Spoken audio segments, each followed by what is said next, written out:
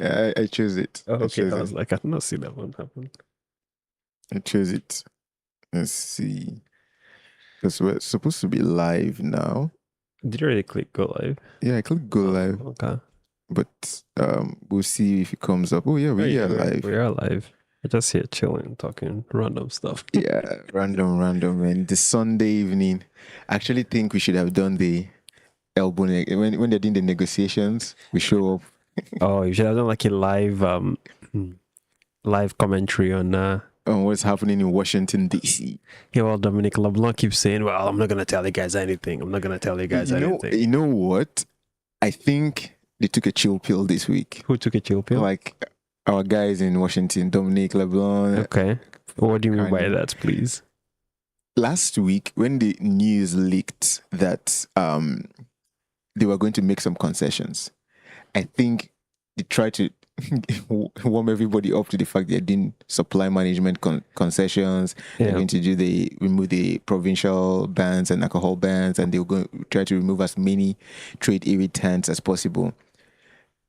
This week, it's like actually we have to go back to the table, y'all. Whatever we leaked last week was not going to pass the sniff test of Canadians. But I'm hearing that the US is asking for more than what we leaked. They're asking for all of those things plus more. No. I don't think US is getting jack. Even whatever they leaked last week, I don't think they're getting it. That's not what I'm hearing. I don't think that, because what they it's so. Also, wait. Before we even get there, where's your boy? Kanye is hiding. Where's your At this point, can you please hide? Where is I don't want you to talk on this. Let the boys in Washington. My goodness. Of all times to go on vacation. No, he actually showed up in Toronto. He showed up in Toronto, and he showed up. Okay, he didn't show up in Alberta anymore, but he showed up in Toronto briefly and just went on vacation. Of all the times to go on vacation. Hey man, summer is about to be finished. And he needs time to rest. He is the Prime Minister. He can go on vacation. Sure, I actually want him to go on vacations. When he's talking during negotiations, I don't think he's in sync. He does not inspire confidence in Canadians. I'll tell you that much. I think he wants to believe that he's in the room and he knows all the details to get the negotiations. Because sometimes when it comes to diplomatic effort, you actually need people that you don't want to be in the diplomatic room. This is, if I've ever had a spin job. No. I'm serious. Like, as the leader, like, it's just like saying that. See, as the leader, this is the right time to go on vacation. No. Yeah, no. I mean, vacation is just because Kanye, last time he was not on vacation and he was talking. Gordie Howe Bridge took like a 50% split. And next how he's going on vacation right before? Because I think Kanye, what he's doing, I think I'm understanding some things. And it probably works with a lot of presidents and leaders of the nations. So think about this. That's why the president is not a diplomat. Okay. What exactly are you saying is the good thing about Kanye being on vacation right now? Because as a president, you have a mindset of what you want the end result to be. Mm-hmm. And if you're talking about what you want, it's like when Donald Trump Iran war is supposed to be closing a deal. You're hurting the negotiation. Exactly.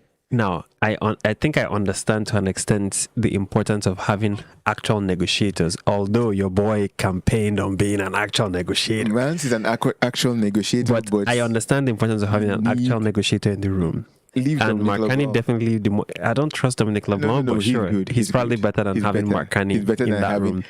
Literally, like, we don't want Mark Carney to be a diplomat, and we don't want diplomats to be Mark Carney. We want a split. I understand that, but the vacation though. Hey, you know what else? It's a working vacation. You know what else this vacation is doing, unfortunately? What? It's distracting Canadians because they're like, wait, vacation to Tuscany. What did our ethics commissioner have to say? People are poking around, asking questions. I don't know which people are poking around Tuscany. Was it Melanie or whatever said they are not under any obligation to divulge the details of the ethics commission, and I understand. But after going through Justin Trudeau and the whole vacation, but Kanye is not Justin Trudeau. Okay, hold up. First of all, Trudeau and Kanye are different. Kanye and Justin Trudeau, they're like 5 and 6, cut from the same cloth. Justin Trudeau is on Instagram. Kanye is working. Like, this vacation is going to be a working vacation. But either way, he needs a break. He should take a break. I was telling one of my guys, when Kanye does things that don't pass my sniff test, my research for this podcast is what was happening with Kanye, Tuscany, Brookfield. And then you see something with Brookfield in Tuscany. I'm like, oh, your boy is in Tuscany. You know what else is in Tuscany? There's no way Brookfield is also in Tuscany at the same time. The CEO of Brookfield has a home in Tuscany. You know who else is in Tuscany? Your former boy Justin is also in Tuscany. Coincidence? Maybe. No. Probably a coincidence, because Brookfield is supposed to be at the investor summit. Like, you know, like how they have the venture capital summit in Toronto. I think Brookfield was invited there. All or at least the president of their... is if your boy decides to go to Tuscany when we're in the midst of the final stretch of a negotiation with the US, it's gonna raise people's spidey senses, and people will start looking into things. Hey, maybe if Brookfield can call Trump to order, please do. Brookfield moved their assets to the US. They are in Trump's, like, what? Wait, okay. Here's the other thing. Mark Carney wins either ways. If the US wins, Mark Carney wins because he moved all of Brookfield's 91% to the US. Please, don't buy this thing that Brookfield and Carney are the same in one. Right. If you are the chairman of a board of a company, a publicly traded company, to start with, you are not. There's a conflict of interest. Don't get me wrong. And hence you put it in blind trust, but you're not the owner of the company. You're not the majority shareholder of the company. You don't have But he makes money off of Brookfield's success. But it's like saying that. So it's like saying that we make money when we breathe oxygen. No, that's not what we're saying. What we're saying is that if you're trying to avoid the appearance of a conflict of interest, putting whatever in a blind trust, that's one thing, sure. That's like the ceremonial act of avoiding. A blind we trust all know. Even Donald Trump claimed he put things in blind trust. We all know how these things work. That's like more of the ceremonial, just as a show of good faith. I'm gonna put it in a blind trust. However, every MOU, every deal, every negotiation, there is net zero, carbon capture, Brookfield related technologies involved in it. So you know what? Spidey senses go up when Mark Carney decides to go to Tuscany, Italy on vacation when we're in the final stretch of a negotiation with the US. Because guess what? Mexico is also having trade disputes with the US. Yeah. But guess what? Their GDP is growing faster than ours. What are you doing different? That's a good question. Maybe instead of going to Tuscany, Italy, he should go sit down with Claudia Sheinbaum and have a conversation about what she's doing. We already had a conversation with Mexico where also, we had, what were they saying, bilateral talks where US and Mexico is having a conversation, Canada and Mexico is having a conversation, and so on and so forth. So I'm saying, even if he's on vacation, post-COVID, you can work from anywhere. Okay, I understand. You can work from everywhere, and you don't have to sell me on the importance of vacation. You don't have to sell me. And it's a working vacation. My problem is that Makani has opened his mouth to claim that Canadians are choosing to vacation in Canada. Blah blah blah, and then he chooses to vacation. But that's fair. That one is. I was telling my wife, Canada is a much better vacation spot than anywhere in Europe. I don't know about cheaper, but yeah. I told my wife Quebec is better than France. Fair.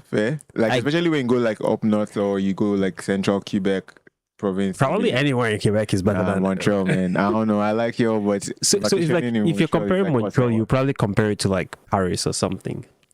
Because I would say in terms of population density, those would probably be the. But just the structures are just. Historical buildings mean jack. North America have figured out how to. What's the word I'm looking for?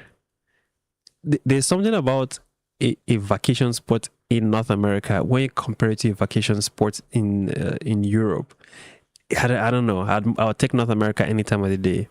So McCartney could have chosen to vacation somewhere in Quebec or somewhere in British Columbia or in Alberta. All of these places, which is fair. He should keep vacationing in all of these places. I think, yes, Carney, if your elbows up on Canada, you should be elbows up in Canada. That's it. Even with your vacation. And yes, with your vacation, it should be a working vacation. If you want to find places where there are no reporters, we have Nunavut, we have a few of those places. We have Nunavut. It's somewhere, I don't know. We have places that you can go to that and you can rest and nobody will disturb you. Yellowknife. I mean, it's not where the new MP that joined from the NDP is it from Nunavut? Yeah, she's Nunavut MP. She's from Nunavut. I think so. Whatever the case is, your boy is nowhere to be found in the final stretch. Man. And this is not the final stretch. You all know how these things go. This is not the final stretch. This is not the final stretch. Because guess what? What to get my blood boiling is if we end up with a deal that is a carbon copy of the exact same deal from 10 months ago. What was the deal from 10 months ago?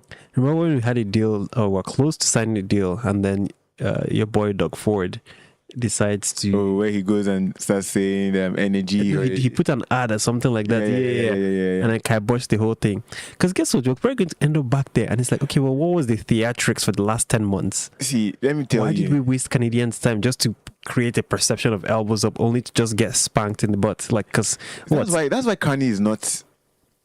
What do you think? Kanye will stay here, do all the work, thinking that the deal will close, miss out on a good timeline to take a vacation before the House comes and resumes sitting? It's not like he shows up anyway, like, so... No, I'm just saying, like, there's going to be a lot of press conference, there will be a lot of meetings. Like, once Parliament resumes, work starts. It's like you're going back to school, brother. It's very hectic. This was a terrible time to take a vacation. I think it was not a terrible time. Just, the only thing I would say is, like, obviously traveling out of Canada to do a vacation. We are all vacationing in Canada except me that's taking also vacations outside of elbows up, man. At some point, I would say the negotiations or our negotiator realized Canada is still elbows up this week. That's what I'm going to say. And that's why everybody's like, you know what? I'm not sure I agree with that sentiment. I know, like, August 19th is coming. I'm not expecting anything to happen August 19th. I'm not expecting any deal to be signed. So what do you mean? You think Donald Trump will push the deadline again by 30 days? He would either push it, or if he puts the tariff, we're going to respond. And respond how? With another 50% tariff on their own end. Okay, so it's retaliatory tariffs. That's what we're going to do. See, everybody knows that Canada is still elbows up, and if our leaders are deciding to come down on their elbows, it's going to look bad. So everybody, all the hoopla of, we're about to do some concessions. Peep, quiet this week. So they're saying, maybe we'll actually not do anything on the supply management front. Maybe we'll not do anything on the what's it called? The alcohol. No, maybe the alcohol was the only one that they said that they would do. See, here's my prediction for whatever is worth. We're going to make those concessions. Supply management? We're going to make those concessions and we're going to get a deal. Supply management happens the next day. Polivier is going to be up in the polls. He's going to be up in the polls. I disagree. Supply management. I think I've come to terms with the fact that the state-controlled media... I actually don't think supply management can happen. Why? In fact, if supply management is going to happen, US will have to concede to a good deal, just generally, like a Kuzma deal. What does that mean? Like a proper... I think the US wins either way. Like, however this thing turns out, the US wins. If supply management happens without a Kuzma deal, Carney is toast. I disagree. Man, bro, like, you don't even know. Like, I disagree. I think Canadians have, like, they have long suffering. Yeah, it's like they have such a... We give the Liberal Party such a long rope. Yeah, there's long suffering, but this isn't... Like, it's one of those things that you're just going to... It's like saying, we have long sufferings to be enduring 51st state kind of thing. No, but, like, that's against a hostile nation. So what I'm saying is Canadians are very, like... They will give Carney a long rope. Like, now is the time for him to make all the mistakes he's going to make in his tenure. Because by the time he's in year 3 and year 4, that's when Canadians start to get frustrated enough. You can't make a big crazy mistake like supply management as a concession for a tariff that yet does not exist. it's going to look bad. It's going to look bad. Like you would have to. You see, when they say you would explain why you decided. We blinked first, and I think so that's what I'm saying. Like, we're going to make those concessions. They up and decided, you know what? Actually, we're not going to do any of those things. I have a feeling because when they leaked that news, I felt like a deal was close. I might come and eat my words next week, obviously, but it felt like they were like, okay, we're about to concede to these things, but before we concede, let us just put it out there. And Canadians were like, bro, our elbows are still above our head. What are you guys doing in Washington? And then everybody's like, all right, let's back up here. What is US going to do for us to make those concessions? Nah, I think you're giving Dominic and Mark a lot of credit here. The right honorable Mark, if based on his profile, what I would say is they leaked it, Canadians reacted, they went quiet about it. A couple of weeks later, they will make those concessions. And the conversation will be more like, hey, at least you guys knew, you guys had a heads up, we'll let you guys know that this was happening.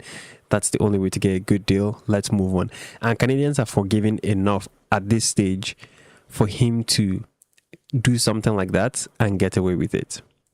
I don't think Canadians are going to go up in arms and be like, Carney out or whatever. Like, he has a lot of the political capital today.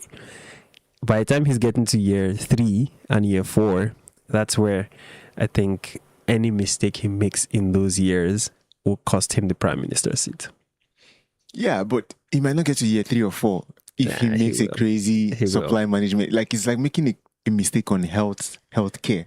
Well, it's like those are things that are so ingrained in a lot of industries that I think that's what you think.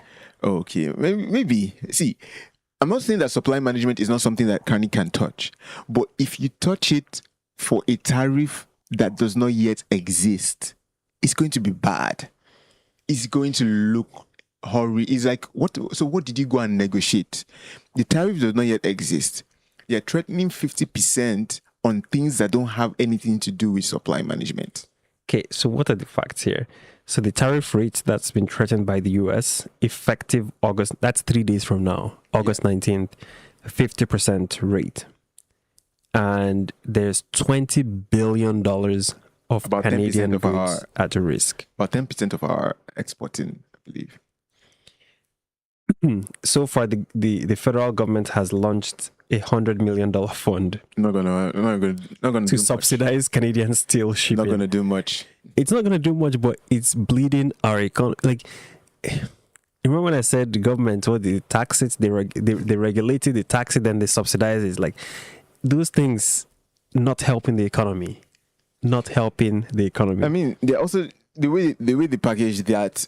I think it's a good packaging, but 100 million is just you're printing money to do nothing at this point. Yeah, printing money to do nothing, but you're printing money, right? It's going to eventually lead to inflation, no? Yeah. It's going to devalue the dollars and cents that Canadians have in their when pockets. I watched a press conference for that, I think the chairman of the steel producers or something in Canada was like, Prime Minister, or no, this was, who went there?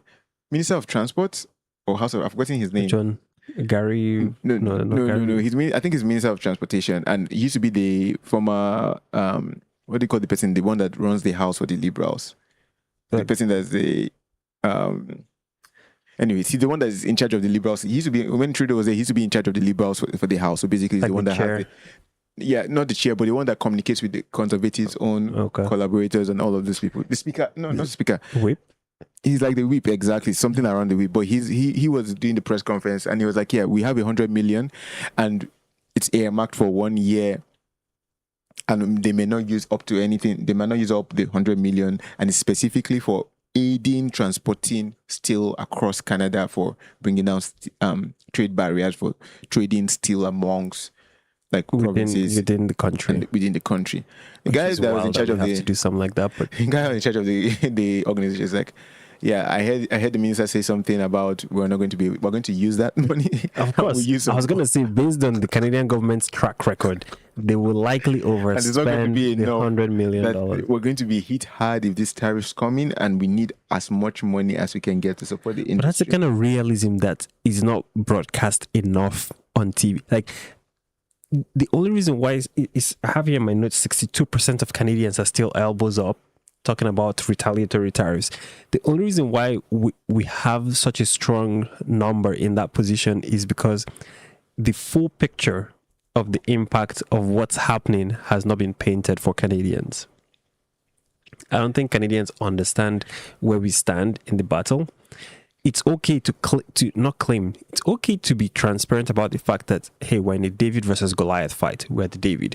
But here's our strategy to win. Here's our strategy to come out on top. Like, it's okay to communicate in that manner to Canadians. But when you communicate in the manner of elbows up, retaliatory tariffs, we'll do this, we'll do that, you're giving Canadians a false sense of, equal footing in this battle. No, I don't think Canadians think I'm pretty sure we all think US is bigger than us. Yeah, you'll be surprised. No, we all understand that the US is bigger. I mean, from a population standpoint, we're 10% of the population. Doesn't matter how big, rich, money, we would fight all the way to the floor. Yeah, but we can be fighting, but we can also be preparing. It's like that's my big thing. See, governments have in my books, there's 4 drivers for government. 1, are you improving the lives of Canadians? So whatever decision they're making, whether it's retaliatory tariffs or whatever, are you improving the lives of Canadians? Number 1. Number 2, is the country getting wealthier? Are you bringing in money, right? Either through what we export, or by tariffing what we import, or however you want, or taxing what we import, however you want to describe it. Yeah. Is the net flow of money in our favor? Yeah. Are we reducing our reliance on other countries? And you can see that both. For me, I think the less reliant we are on any country, the better off. Yeah, but it's just hard to do that. It's impossible to be fully independent in a global economy like we have, but we can be set up such that if one country decides to go haywire, okay, great, sure. Yeah, that's how we were set up. US went haywire, and we said, sure. I think the US in this, one thing Canada should know, and our government probably knows this. The reason why we're in Washington right now is because what we were doing was offending and hurting and making the US sad. What do you mean, what we're doing? Like our prior trade agreement? So you know how the fact that US did a blanket tariff on everyone? Yeah. But the fact they could not get the CUSMA goods in that because tariff, they were protected on that CUSMA. Right? So generally, Canada still was good. Who were fine, yeah. And yeah, there are some things that were hurt on the auto trade, and a lot of the businesses and the factories and the car manufacturers went that way. But on a global scale, we weren't getting hit left, right, and center like other countries.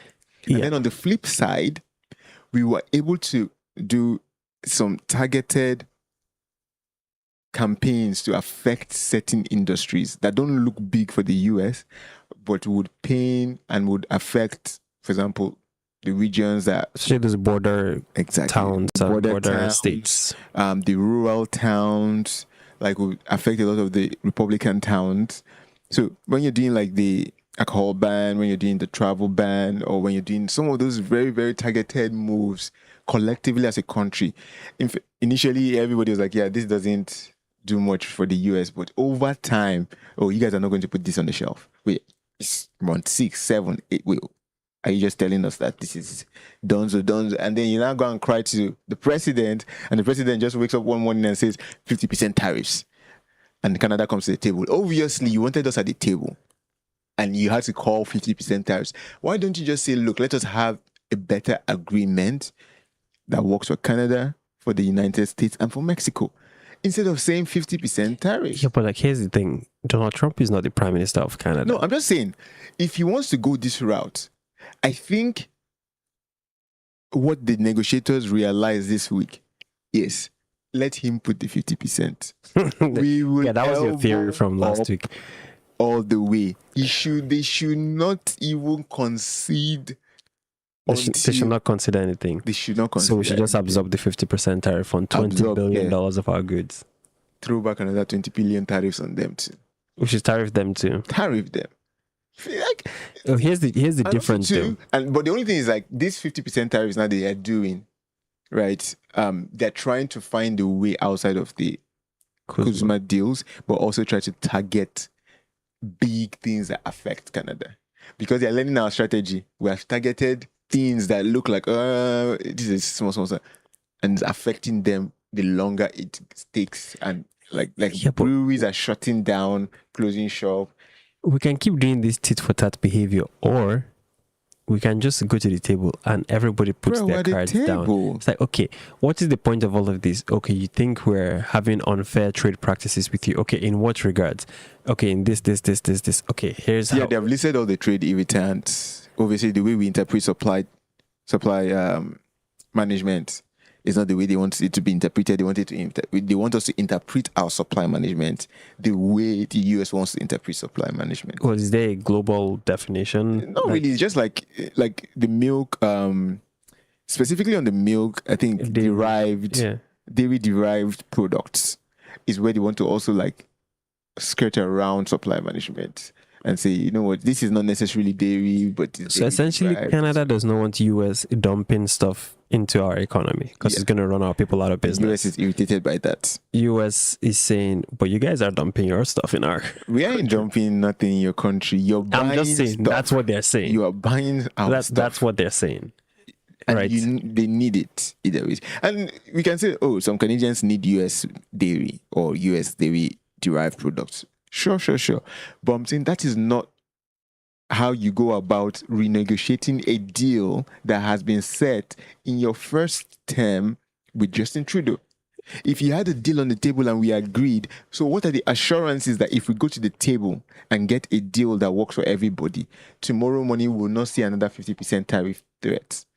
At this rate, personally, everybody from Washington come back. But I'm glad at least no more talk of concessions, because if you guys concede, it would be, you come back and you would explain tire.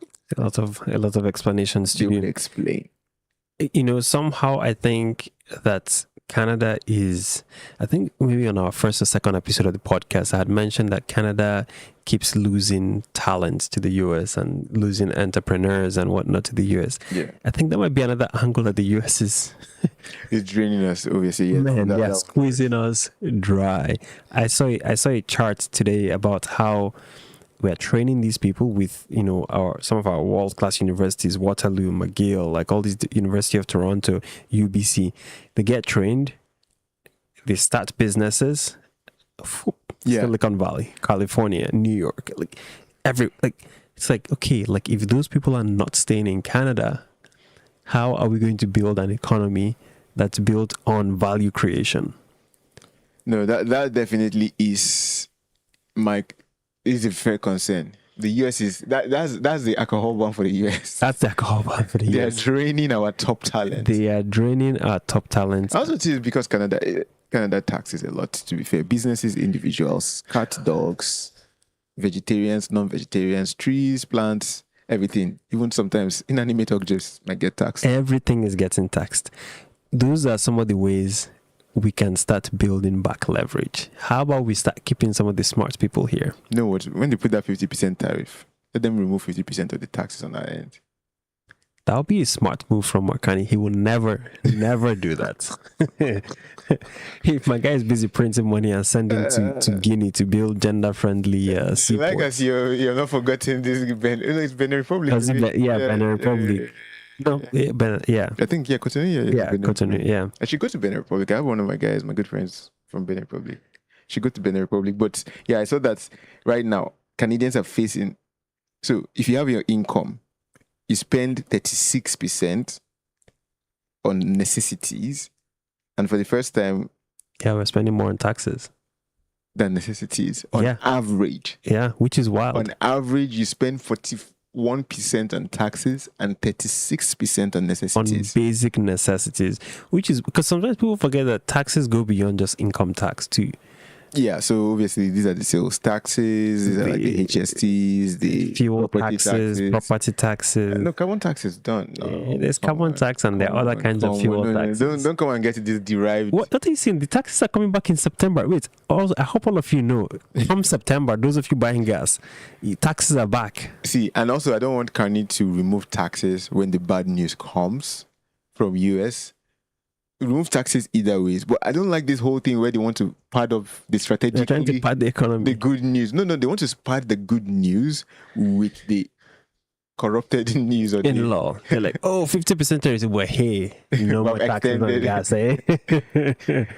But yeah, I'm glad you're finally seeing your boy and his sleight of hands. Like, my head's in my kitchen. The way they be moving with some confidence this week, I've just been looking at some of their body languages. It's like they know something is happening and they're not worried. Like you're saying, Kanye is on vacation.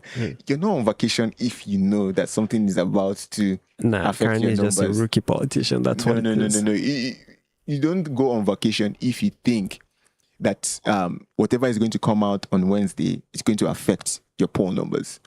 If it's going to affect your poll numbers, bro, you stay here because very soon like you might not have... Kanye is bulletproof from a polling perspective for the first 2 years of his tenure. See, he's bulletproof because conservatives, have the best, worst polling leader in the history of conservatism. So as long as Pierre is there, Makani will be always above 40%. See, I think the rhetoric of Pierre being the problem in the Conservative Party. He's not the problem. He's the best leader for the Conservatives that is the worst at the polls. I think it's the other way around. I think he has had the highest poll ratings for Conservative leaders. No, this is like head to head, literally since 2018 or 9. When did he even start his own campaign? 2020 something. But this was compared to Aaron O'Toole, compared to Andrew Scheer, who are really bad. Yeah, they were. That's what I'm saying. They were terrible. Right now, it's almost like you can ask anybody today, would it change next year? No. Would it change 2 years from now? No. Would it change? Like, when would your stance on Pierre change? What can he ever do? What policies will... In fact, if he agrees to all your policies, but it's Pierre Poilievre there, it's a vote no. I think that's unfortunate. Pierre Poilievre is one of the... He's the best that the Conservatives have, but the polls... he's the worst. I mean, there's also something to be said about the polls. But no, you don't come on the statistics. No. You already know how I feel about polling and statistics, and it's mad. Like, we took a random sample of 5,000 people across all of Canada. I'm really? It's mad. And you can look at it like NDP is still there. The only thing Kanye can do to lose and start dropping in the polls, the only thing he can do is to become Pierre. Literally. The moment maybe he comes from vacation and he looks like Pierre Poilievre, he's dropping from the polls. If he just keeps looking anything like Pierre, he's always... Because these are Pierre's ideas. These are Pierre's policies. Yeah, and he should keep stealing them, because for me, ultimately, is what's best for the country. So he should keep stealing them. I think one policy from Pierre he should steal is axing a bunch of taxes, freeing up Canadians to use their money to do, so they can also travel to Tuscany and vacation in Italy. No. They want to tax us so that we stay in Canada and vacation. Buy Canada. The other thing he should steal is positive leverage in all of these negotiations. I think the whole tit for tat retaliatory tariff rhetoric is, I don't know, it's too stale and it's not helpful. I think if we start building positive leverage in the country, build up strategic stockpiles of oil, strategic stockpile of critical minerals, and use those things as leverage, I will give Mark Carney a lot of respect if he negotiates from that kind of position of strength, as opposed to this whole, we don't know, like the US, Donald Trump. I'm like, okay, well, like, if you're coming from a respectable position, they will not treat you the way they're treating you right now. See, we are coming from a respectable position. The fact that you have to use tariffs to call us to the table means you can't just call us to the table. Yeah, because... you can't just call us to the table. We're living life without you. We are in China without you. We are with the BYDs without your Teslas. Okay, China's GDP, as big as China is, China's GDP is a distant second place from the US. Yeah, but do you see, I sent an article to the and China is a more protectionist country than the US. Yeah, but I sent an article that came out this week to the group chat where the debt the US is using to sustain their GDP, the interest alone on that debt can pay off Canada's federal debt. The interest on the United States debt can pay off our own federal debt. So when we say US is big, it's big, but they should check their credit score. Maybe it's still good, though, but they can't pay off the trillions of dollars they have in debt. See, I don't get... And also, too, US, China, and Arabic countries hold one of the most amount of US Treasury bonds. So it's also one of those things that they can't go and give 50% tariffs to those people. Maybe we should have gone to buy a lot of treasury bonds so that when we're at this table, it's like, okay, since we're no longer... Sell a bunch of your bonds at the discount. We'll be selling them. Or the way we shelf the US alcohol at our own cost. Let's see, my guy. Oh my goodness, yo. Clearly, there's some room for us to build leverage. No, so I think to be able to speak with our chest the way you're saying we should right now. I don't think we're at that place. I think we are. But I think we can get better at it and diversify those areas because the US is just poking holes in it. In some sense that, okay, they tried one way, we intelligently found a way to hit them back with the vacationing ban or the alcohol ban. And now they're trying to poke holes in that and say, okay, how do we come back and then do a 50% tariff? Who does even a 50% tariff? Who does it? So when you do the 50% tariff, what is the next level you go to? Is it a 100% tariff? Because if that's the case, you might as well just forgo trade in general and then just see what happens. See, like I said, we're here talking about tariffs and whatnot. Last week, a US consortium of sorts decides to buy Monaris. Oh yeah, I saw that, man. That's crazy that we even allowed that to happen. Your boy is vacationing in Italy. No, but also to Monaris is like what do they call RBC and BMO? Yeah. Why did they give it up? To make money. If nobody's gonna bother to stop them, they will do it. As Canadians and Canadian organizations. Well, clearly your prime minister and some of the big companies in Canada do not care about this whole vacation in Canada. Oh, Canada first, elbows up. You don't bring Kanye into something where this is just the number one Canadian bank that should be elbows up. You're trying to see.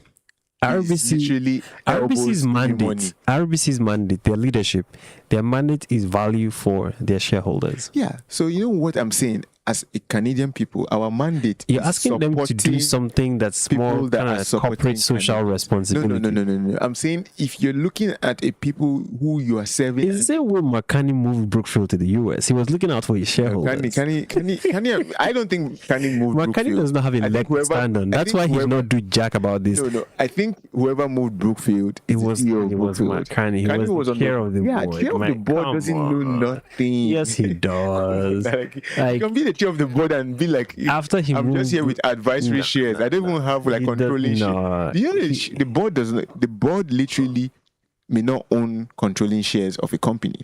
McCartney moved Brookfield's assets to the US. Yeah, he moved it. And now Monaris, the CEO moved it. Has moved to Chicago. The CEO moved it, and whatever the CEO did, I don't know if Kanye was on it. But Monaris, also too, I don't even know what. They technically didn't move. So basically, an American firm buys out Monaris, and Monaris will still be used in Canada. But then we've been talking about sovereignty in all these different things, and we're literally selling Monaris for $2 billion to a US private equity firm.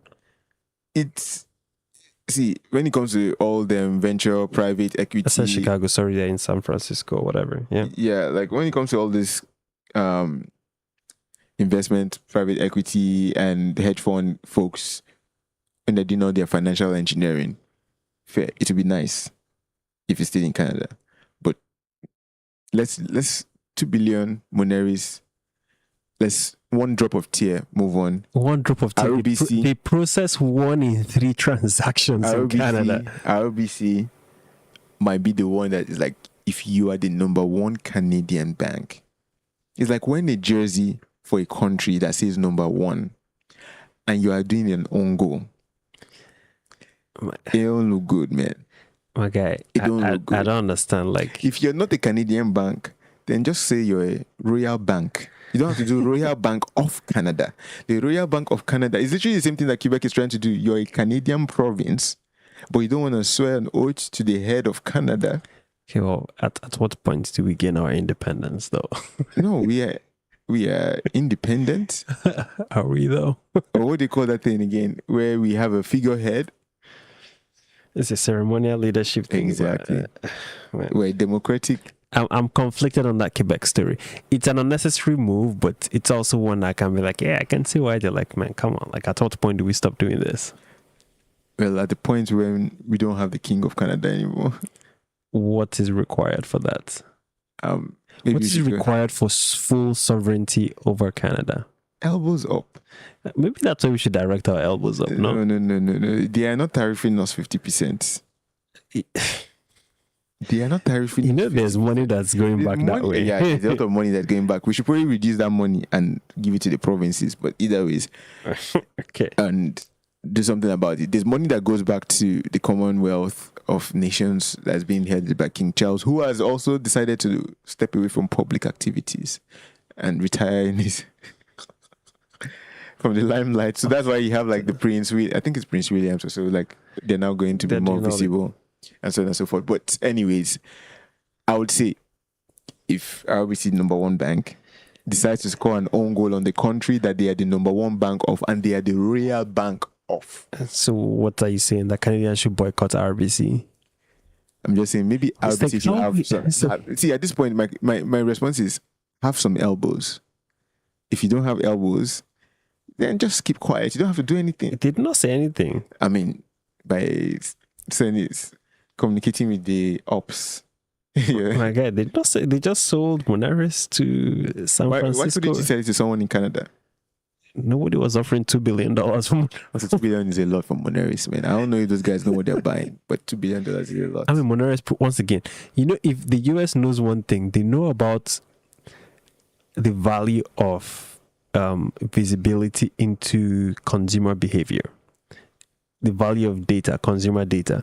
So now this consortium of sorts has access to 1 in 3 transactions performed in Canada. What can they use that data for? And who is going to have access to that data? We can track how they can get an upper hand on every tariff deal. Talk about elbows up. We're busy doing elbows up here, and then somebody's just doing data analysis on Canadian consumer behavior. And selling that and making money. So it seems like we're fighting the battle on one front. Meanwhile, the battle is being fought on like 10 different fronts, because there's that going on. There's the brain drain of our entrepreneurs and some of our brightest students. Like, what was the U of T professor that won the award for math? And the next day he's like, oh, OpenAI offered me a job. I'm like, you just won the award yesterday. Like, but that's been normal. Like, people don't realize that AI ML was developed and like awarded to university Sure. How many frontier AI companies are Canadian? Oh, we have one, Cohere, but which is actually see, we have one. I like how you said it with your chest. We've merged with a German company. Okay, so I'm too tired to even like how you see. You talk about battles to be fought. Like there are. They say charity begins at home. See, we need to fix the plumbing in our house. We are losing talent, we're losing money, we're losing expertise, we are losing sovereignty on so many fronts, and we're busy fighting our biggest trading partner. No, that one is not. You can't. That one is our biggest fighter at this point. We have to. Don't get me wrong. We have to get a good deal. Yeah. Out of because I hope nobody thinks I'm suggesting that we should just sit back and take whatever they dish at us. All I'm saying is, as you're doing those things, do it the right way, with the right attitude, with the right things being said. Don't go around, provoking people. Michelle Obama said, when they go low, we go high. We go high, not we go lower. So. No, we're not going to go lower. You know why we'll not go lower? Because we're not going to just wake up one day and just decide and pay attention to this matter 50% on US. Thank you for your attention to this matter. Look, we're going to be very, very considerate of the United States citizens, business people, but realize that we are a sovereign nation who has to respond for our own citizens and people first, and then consider others. That's the job of the Prime Minister and his cabinet. So. If our Prime Minister was working, maybe we can... It's a working vacation. Don't worry. I'm pretty sure, what's his name? I wish Canadians could take working vacations, right? It's like, no, back to work. Exactly. So please, Prime Minister, back to work. The people who elected you to work, we did not approve this working vacation. You should be in the office 4 times a day. The same way you've mandated federal public servants to be in the office 4 times a week, you to be in the office 4 times a week. If you're taking a vacation, take a vacation. Just know that now is a terrible time to be on vacation. There's wildfires in BC. There's the threat of a 50% tariff on $20 billion of goods. There's a massive brain drain of our top talent leaving for the US. And guess what we're importing? We're now importing refugees, people who are coming through the US border with Canada into Canada.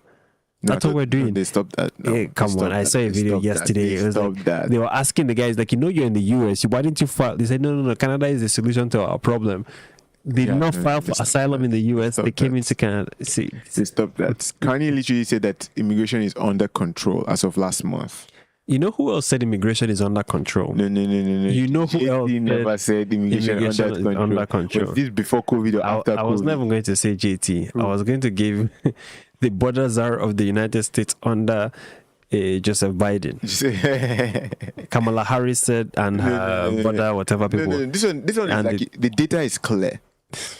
Kanye has reigned in immigration. I had not said immigration. Asylum seeking, refugee claims are down. Not historically, but in the last 4 or 5 years, in Kanye's own time, very down. So, all I'm saying is we are sending money, talent, entrepreneurs, resources south of the border, and in return, what are we getting? We're getting tariffs, asylum claimants. No, we're getting people that I think our economic immigration is doing well either way. So I disagree with that. No, we're doing well. I think the issue was the only thing that came out last week that was very, very concerning on the immigration front is how international criminals are using the student visa loophole to set up bases in Canada. Oh my God! But that was a report prior to Kanye's time. It happened. No, I saw that one. The Bishnoy grant. Yeah. But they came in through this. They've been doing this during through this time, but it has not been fixed now. Because guess what your boy did? What? Makande was in India last year, and he signed an agreement with them to facilitate Indian students coming to Canada. Oh no, but I thought that on scholarship that Canadian government is going to partly pay for. I don't think, first of all, Kanye, I don't know why we're doing that in general. But hold on, I want to say my understanding you can check that up, look that up. My understanding of that was because they do not have a way to verify and do biometrics on the country, they're going to set up a proper biometric system with partnership with India to see how they can properly know who is coming in, what they were doing in India before they came in.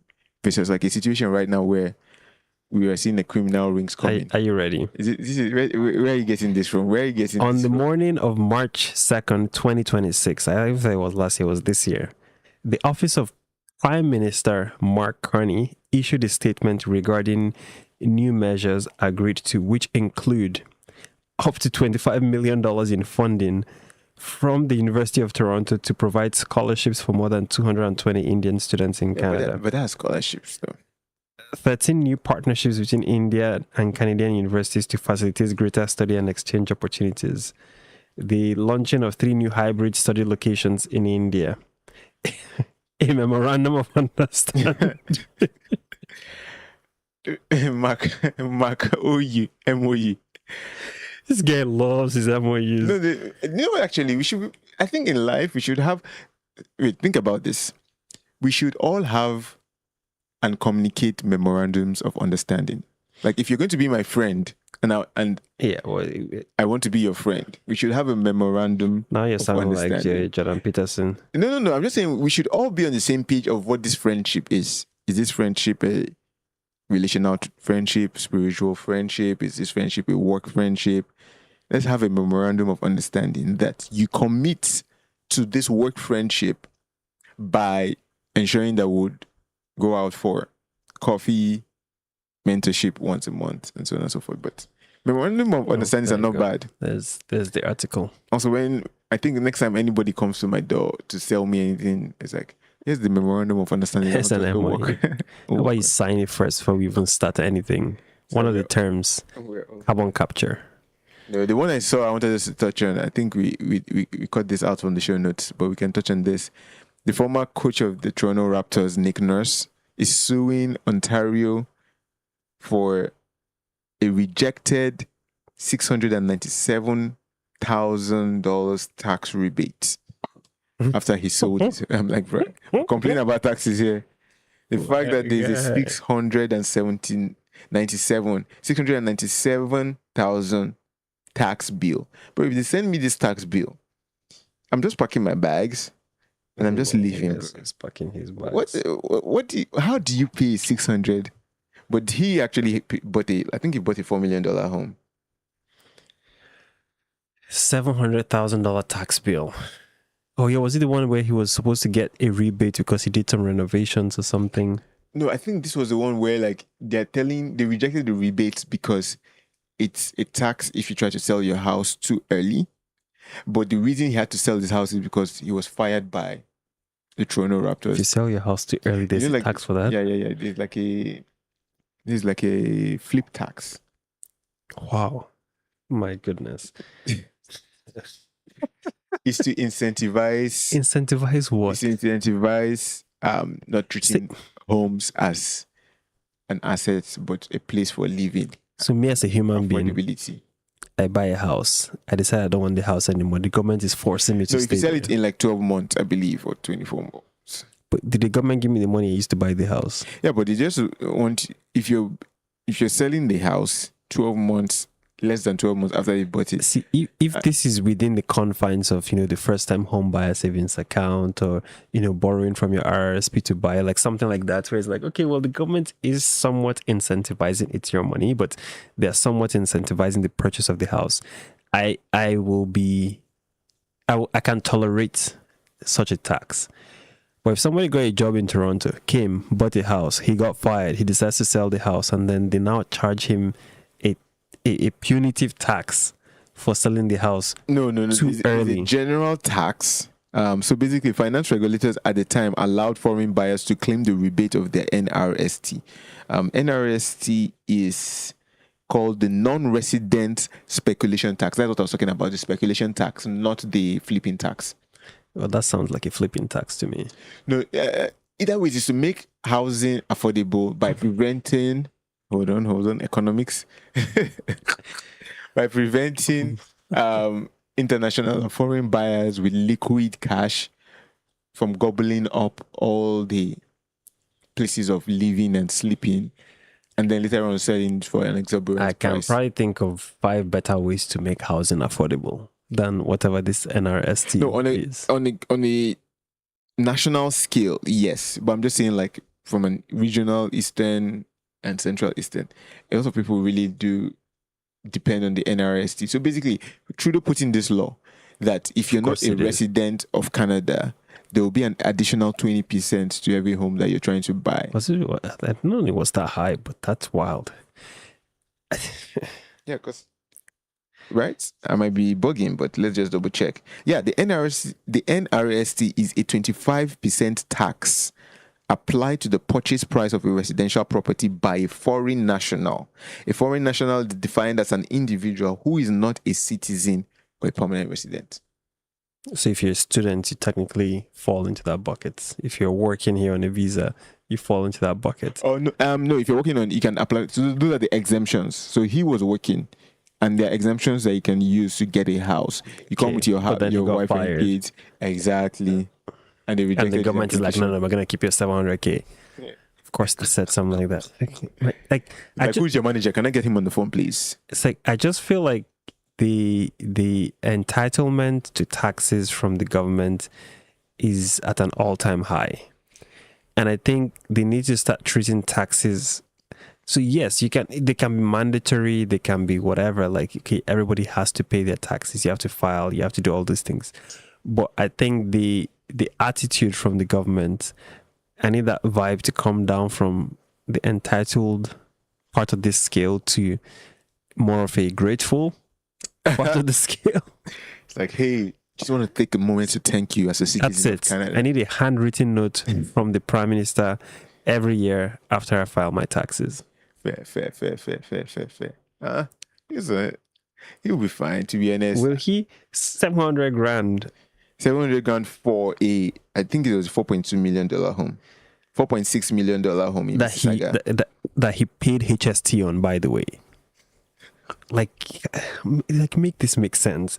He paid HST on the house. The developers of the house paid all kinds of taxes and fees and whatnot to governments to get things like. No, but the developers, when you buy the land, you don't really show up as a person, or you show as a corporation just buying the land. The government generated revenue from the house being built. Is all I'm saying. They generated money from the house being built. They generated money from the house being bought. And now they seem to have, well, for sure they generated money from the house being resold. Now they're going to generate more money because he sold it in less time than the government wanted him to have the house. Like, mafia behavior, man. Mafia behavior. Oh, government. Taxes. Oh, they say three things are constant: life, debt, and taxes. Oh. So let's just move on and just wake up to 41% tax. It's like crazy. I think Pierre Poilievre, I think maybe he needs to come out with a bold statement on taxes. Like, hey, we're going to take income taxes all the way down. We're going to dial it down a notch. No, I think 10% income taxes. See, I will defend taxes, but I will also eat some good low tax either ways. Well, there's very few ways to defend taxes beyond the fact that yes, we all live here, we need to contribute, the government needs money to run, and that's our way of supporting that in, whichever way, shape or form. Yes, when the taxes become punitive, that's where you lose me. Any kind of punitive taxes, I shouldn't say any kind, because there are some that I think could be useful from a matter of like national security standpoint. Yeah. Taxes are like, I had a thought about taxes today, but I've forgotten the original thought I was going to work on. But yeah, taxes are like things that we need as a country, but we shouldn't just be increasing them without limits. Yeah. We should have limits around them, like gradual, like pay for 1 hour, pay for 2 hours, pay for, like, like we have the parking spot. Oh, lol. Yeah, no, taxes should be simple and painless. Like, people should not feel taken advantage of after paying their tax bill. It still bugs me that on average, we're spending more in taxes than on basic necessities of life. So what happens in America then? I don't know what happens in America, because California, New York are wild with taxes. So some states. It depends on where I really don't know how people live in those states, to be honest. I mean, if you're making a lot of money, at some point you just pass on the taxes, man, to the business or the corporation that is running the business. Yeah, that's why people start looking for these loopholes and whatnot, which then defeats the purpose. Like, it's like, how about you have a simple tax code? Everybody pays their fair share, and we all just move on with life. If the government doesn't have enough money to run, then figure out a way to fundraise. Yeah, fair. Fair can come out with its own idea or policy. But I personally say Pierre just step down. No, please. Pierre cannot step down. I worry about what fills that gap if he steps down. There will be a lot, even if it's election upon election, just step down. Why? Like, what good is coming out of this? I don't think he's making breakthroughs. Okay, if he steps down, let's play the scenario out. Who steps in? I like a few people there. There was Chung, Mr. Chung. There's also, is it Melissa Thornhill? What's the deputy? I've forgotten her name. She's also good. These are at least those are two good candidates. Are you just saying you like them from a charisma perspective? Charisma, question period, how they handle interviews with CTV News and CBC News. They seem to have the ability to stand their coal and stand their ground. I feel like they will run into the exact same issue Pierre is running into. As soon as they start opposing, which is their job. No, Pierre is running into an issue of, bro, I wish people say he's not likable. That's really people say he's not likable. But why? Big criticism. Why is he not likable? Because he's the leader of the opposition party. Not because he's the leader of the opposition. I think if he was not the leader, people would still not like him. If he's the leader, people will not like him. Like everything about what Pierre is doing, I think is, when it says where I don't know why I don't like you, but there's some instinctual irritation that just happens when I don't know about to choose between you and Carney. I've seen Carney. I feel the opposite. No, I've seen I feel the opposite. I don't know why I dislike Carney, to be honest. Well, everything he does just rubs me off the wrong way. Let's put everything he does and everything he says, my spidey senses just come up. Yeah, your spidey senses always comes up and always looks. See, whenever you go looking, you will find whatever you're looking for. In the world of AI, I only go looking in the world when my spidey senses go. In the world of AI and all them Google search and everything. When you go looking for conspiracy theories, I'm not looking for here's the contrast.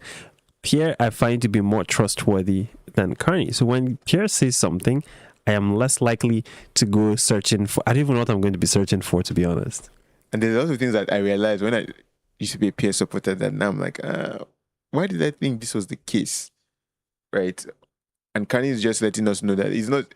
Pierre is like, just bring out the critical minerals. Yeah, bring them out from the ground. It doesn't just happen in one term. Yeah, guess why? Yeah, you say permitting. Yeah, the permitting, the regulation, the everything that you have to do. It takes like 7 years for people to just. No, they have cleared all those things. Major projects has cleared those major things. Project. Okay, tell me one major project that the Major Projects Office has broken ground on. One. Oh, I thought Port of Montreal was not... That they've broken ground on. One. Because I think Port of Montreal was one they broke ground. The expansion of the port. It's been 12 months, no? If not more. Yeah, but they've finished it. Where is the one project that they've broken ground on? I've not seen them break new ground, but old grounds have been broken. How about that? So, anyway.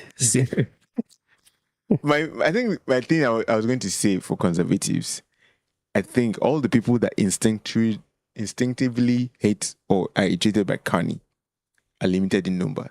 You're not passing the 26% poll.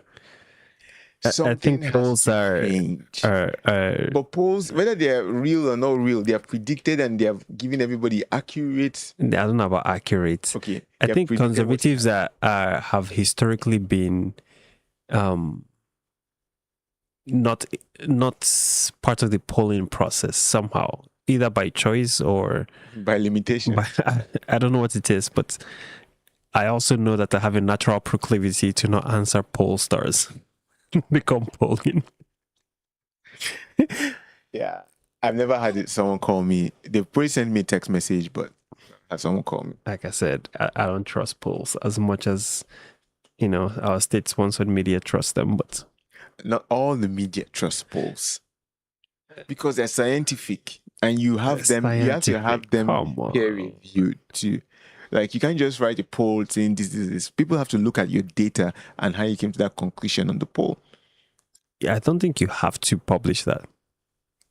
Yeah, but we don't look at polls that don't publish that. Because there was a poll that came out, I think it was last week or 2 weeks ago, and and it was so off from all the prior polls that came out before. And the guy did not publish any reason as to why his numbers were off. And guess what? CBC and CTV, they were quoting that poll all of last week. So I'm like, I don't know. I don't know if you have to. I don't know about the scientific nature of polls. Also, 5,000 people, really? That's representative? No.